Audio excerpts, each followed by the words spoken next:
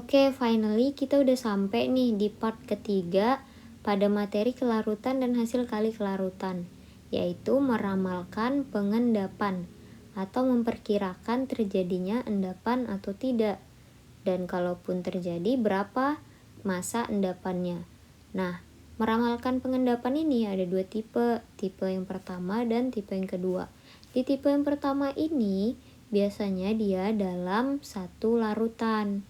Tipe yang kedua dalam dua larutan atau dalam campuran larutan A tambah larutan B, misalkan seperti itu ya. Oke, yang pertama kita bahas tipe 1, yaitu meramalkan pengendapan dalam satu larutan. Biasanya tuh disediakan suatu pelarut nih, H2O. Kemudian H2O ini dimasukkan suatu senyawa. Nah, misalkan kita masukkan senyawa NaCl, natrium klorida.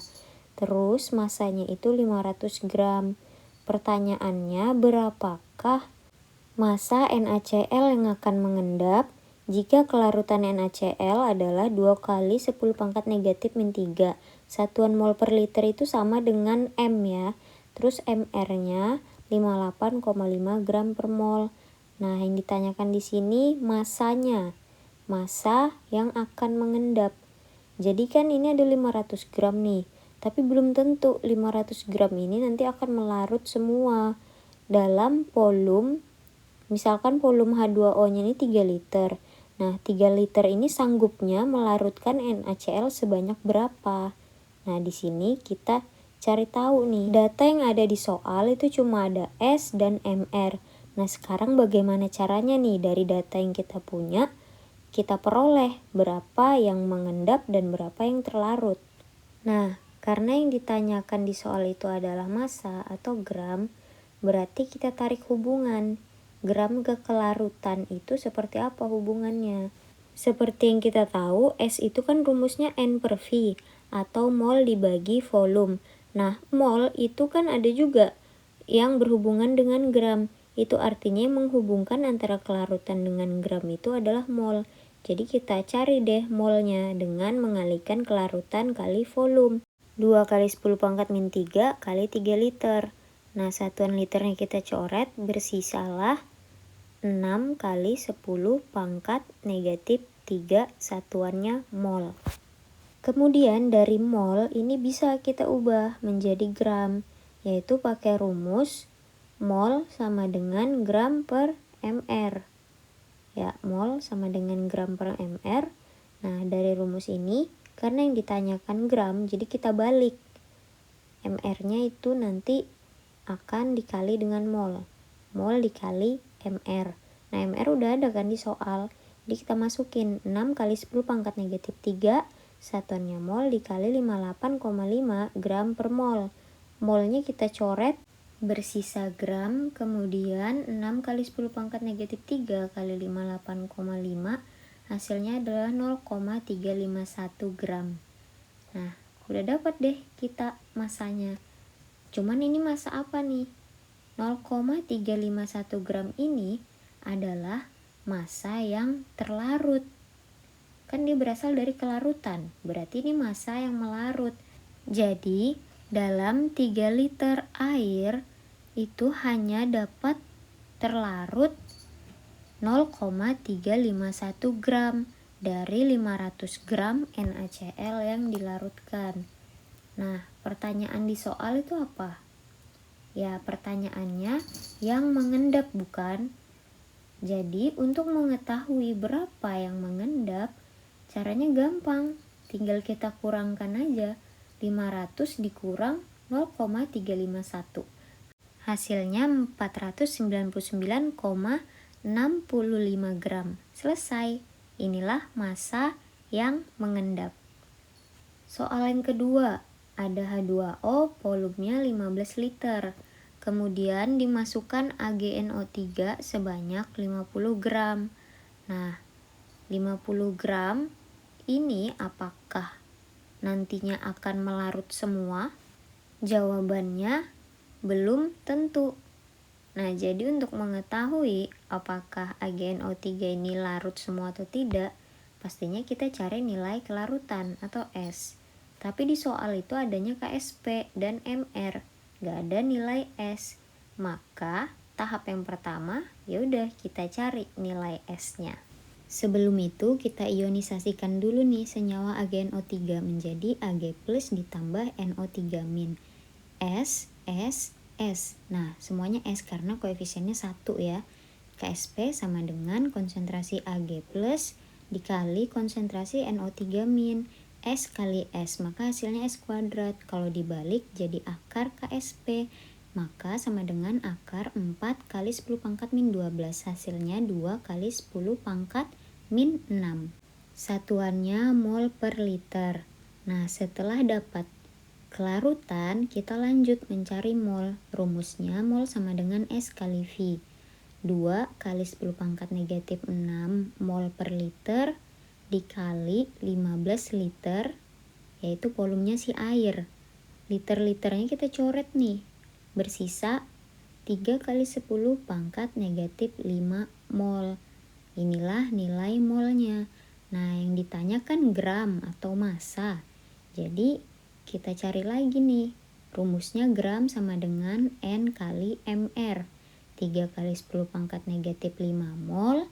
Kita kali dengan nilai MR, yaitu 170 gram per mol. Molnya kita coret, maka bersisalah satuan gram. Hasilnya adalah 0,0051 gram. Nah, inilah massa yang terlarut di dalam H2O. Jadi, sebanyak 15 liter air itu hanya terlarut 0,0051 gram AgNO3. Jadi hanya segini nih kesanggupan 15 liter air. Nah, maka yang mengendap berapa? Kita kurangkan deh, 50 dikurang 0,0051 gram. Hasilnya adalah 49,99 gram. Selesai, inilah massa yang mengendap. Next, kita ke tipe yang kedua, yaitu meramalkan pengendapan dari dua larutan. Nah, di sini contohnya larutan Na2CO3 ditambah AgNO3 itu menjadi larutan baru. Karena volumenya di sini 100 dan 100, maka volume campurannya jadi 200 ml kan. Kemudian hasil reaksi dari Na2CO3 dan AgNO3 ini apa? Nah, kita nggak tahu kan dia membentuk senyawa apa. Oke, untuk mengetahui senyawa apa yang terbentuk, itu kita perlu buat persamaan reaksinya nih. Na2CO3 itu sebenarnya terbentuk dari ion Na+ dan CO3 2-. Sedangkan AgNO3 dari Ag+ dan NO3-. Nah, kation dan anion dalam masing-masing senyawa ini nanti akan bertukar pasangan. Jadi Na akan berikatan dengan NO3 dan CO3 dengan Ag. Ini disebut juga dengan pertukaran pasangan atau pertukaran ion. Jadi senyawa baru yang terbentuk adalah NaNO3 dan Ag2CO3. Jadi di sini kita tulis nih NaNO3 Ag2CO3. Jadi di dalam satu larutan ini terdapat dua senyawa. Kemudian diketahui KSP Ag2CO3 adalah 6,3 kali 10 pangkat negatif 12. Nah, yang ditanyakan apakah dalam larutan ini terdapat suatu endapan atau tidak. Nah, jadi hasil reaksi dari Na2CO3 tambah AgNO3 ini apakah terjadi endapan atau tidak? Kalaupun terjadi suatu endapan, siapa yang mengendap? Karena kan di sini ada dua senyawa nih, NaNO3 dan Ag2CO3. Siapa yang mengendap? Nah, untuk mengetahui siapa yang mengendap, itu cukup sederhana. Kita lihat yang diketahui di soal itu apa, siapa. Nah, yang di soal itu diketahui adalah KSP Ag2CO3. Itu artinya jika ada yang mengendap, maka senyawa yang mengendap itu adalah senyawa Ag2CO3. Jadi cara mengidentifikasinya seperti itu. Cukup lihat nilai KSP siapa yang diketahui. Kemudian tadi kan pertanyaan lainnya ada atau tidak, terdapat endapan atau tidak. Nah, sekarang pertanyaan selanjutnya, bagaimana cara mengetahui ada atau tidaknya suatu endapan gitu? Bagaimana cara mengetahuinya ada atau tidak? Nah, cara untuk mengetahuinya kita pakai konsep ini. Jika dua larutan yang mengandung ion-ion sukar larut dicampur, maka untuk memperkirakan ada atau tidaknya endapan digunakan konsep hasil kali ion atau Kice, yaitu jika nilai Kice lebih besar dari nilai KSP, maka kesimpulannya akan terjadi suatu endapan atau terbentuk nih endapannya. Lalu jika Kice sama dengan KSP, kesimpulannya larutan tepat jenuh. Nah, tepat jenuh ini adalah larutan yang sebentar lagi akan mencapai atau membentuk suatu endapan. Lanjut yang ketiga, jika Kice lebih kecil daripada nilai KSP, maka kesimpulannya tidak terjadi endapan. Nah, 3 kesimpulan inilah yang kita gunakan untuk menjawab pertanyaan di atas. Untuk mengingat konsep ini, kita bisa pakai analogi gula dan air. Gula itu seperti Kice dan air seperti KSP. Jika gula lebih besar dari KSP, pasti terjadi endapan kan? Nah, kemudian kalau gula kita buat sama dengan KSP, maka larutan itu tepat jenuh. Dan jika jumlah gula kita buat lebih sedikit atau lebih kecil daripada jumlah air, maka tidak akan terjadi endapan. Nah, pertanyaan selanjutnya, bagaimana cara mencari nilai Kice?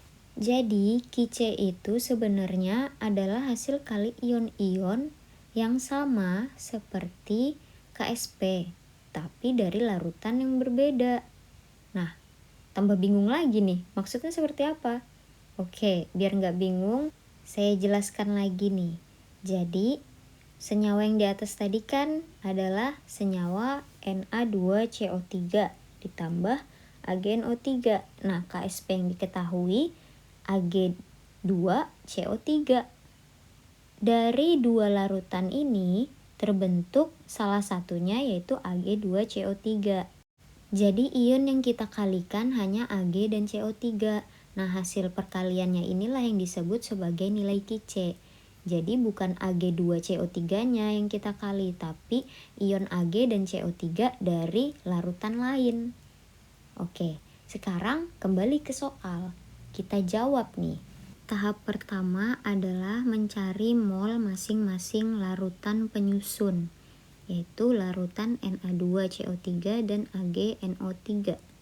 Oke, mol Na2CO3 itu rumusnya molaritas dikali volume. Ya, jadi rumus mol itu kan N sama dengan M kali V. Jadi kita tulis 10 pangkat min 3M kali 100 mili. Udah tertera kan di soal. Nah, hasilnya adalah 10 pangkat negatif 1. Kemudian senyawa Na2CO3 ini kita ionisasi menjadi 2Na plus ditambah CO3 2-. 10 pangkat negatif 1. Ini jadi 2 kali 10 pangkat negatif 1. Dan ini 10 pangkat negatif 1. Lanjut ke molnya AgNO3. Rumusnya sama, yaitu molaritas dikali volume. Maka 10 pangkat min 3 kali 100 hasilnya adalah 10 pangkat negatif 1. Satuannya milimol ya. Lanjut ke reaksi ionisasinya menjadi Ag plus tambah NO3 min. 10 pangkat min 1, 10 pangkat min 1, dan 10 pangkat min 1.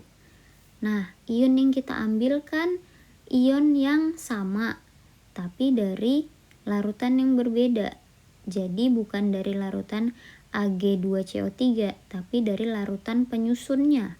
Yaitu penyusunnya adalah Na2CO3 dan AgNO3.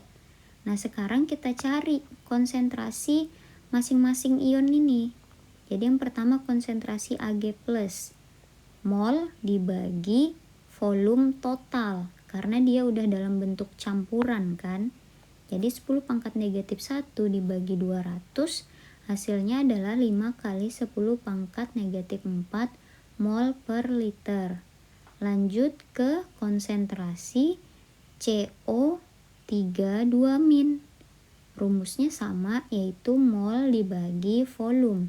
Maka 10 pangkat negatif 1 milimol dibagi volume total juga, yaitu 200 mili, sama dengan 5 kali 10 pangkat negatif 4 mol per liter.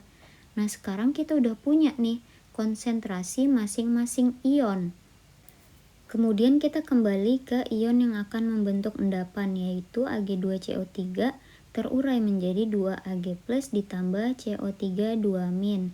Nah, Qc dari Ag2CO3 adalah konsentrasi Ag plus pangkat 2 kali konsentrasi CO3 2-, sama dengan 5 kali 10 pangkat negatif 4 pangkat 2 kali 5 kali 10 pangkat negatif 4.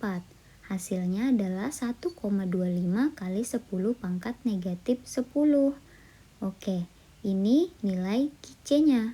Sekarang kita bandingkan dengan nilai Ksp yang sudah disebutkan di soal, yaitu 6,3 kali 10 pangkat negatif 12. Ternyata lebih besar nilai Qc dibandingkan Ksp, yaitu Qc dia memiliki 10 pangkat negatif 10, Ksp 10 pangkat negatif 12. Kalau pangkat negatif kan semakin kecil, maka artinya semakin besar.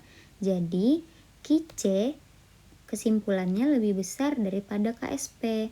Nah, artinya apa? Artinya terjadi endapan. Jadi jawaban untuk soal ini adalah terbentuk suatu endapan, yaitu Ag2CO3. Nah, jika kalian masih bingung atau ingin bertanya, silakan tulis di kolom komentar ya. Sampai jumpa.